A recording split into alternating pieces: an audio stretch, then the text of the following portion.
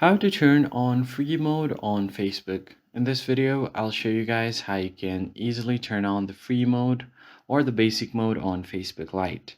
First thing you're going to have to do is open up your Lite app and make sure that you are logged in.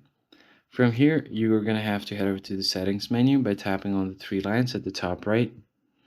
And then from here, simply head over to settings and privacy.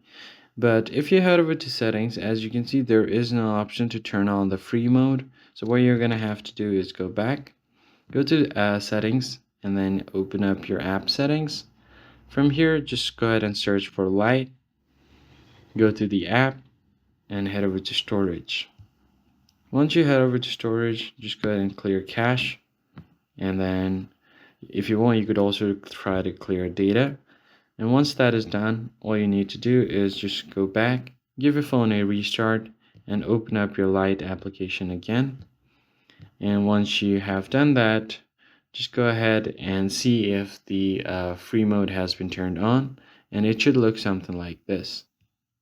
So if you turn on your mobile data instead of Wi-Fi, you will see the basic mode turned on at the top. So that's pretty much it, guys. I hope this tutorial was helpful. I'll see you guys on the next one.